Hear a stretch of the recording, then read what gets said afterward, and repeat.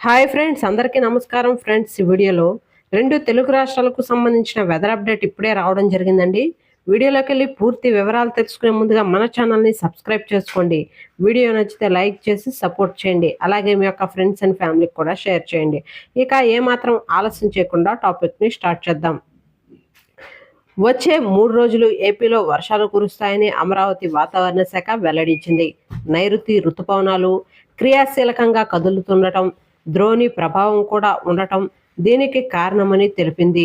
ఉత్తరాంధ్ర మొదలుకుని కాకినాడ, తూర్పుగోదావరి, పశ్చిమ గోదావరి, ఏలూరు, కృష్ణా, ఎన్టీఆర్ జిల్లాల వరకు, గుంటూరు, బాపట్ల, పల్నాడు, ప్రకాశం, నెల్లూరు, నంద్యాల, శ్రీ సత్యసాయి, వైఎస్ఆర్ కడప, చిత్తూరు, తిరుపతి జిల్లాలో మోస్తరు వర్షాలు కురవచ్చని వాతావరణ శాఖ తెలిపింది. ఇక తెలంగాణకు సంబంధించి మనకు చూసుకున్నట్లయితే తెలంగాణ రాష్ట్ర వ్యాప్తంగా 3 రోజుల పాటు తేలికపాటి నుండి మోస్తరు వర్షాలు కురుస్తాయని వాతావరణ శాఖ ప్రకటించింది. ద్రోణి ప్రభావంతో ఉమ్మడి ఆదిలాబాద్, కరీంనగర్, ఖమ్మం, వరంగల్, నల్గొండ, నిజామాబాద్ జిల్లాల్లో వర్షాలు కురుస్తాయంది. పిడుగులు పడే అవకాశం ఉండటంతో రైతులు, వ్యవసాయ కూలీలు చెట్ల కిందకు వెళ్లవద్దని సూచించింది. నిన్న రాష్ట్రంలో పలు జిల్లాల్లో వర్షాలు కురిశాయని, చాలా చోట్ల భారీ వర్షాలు కురిశాయని వాతావరణ శాఖ స్పష్టం చేసింది. అయితే ఇక నుండి కురవబోయేటువంటి 3 రోజుల పాటు వర్షంతో ప్రజలు జాగ్రత్తలు తీసుకోవాలని సూచించింది.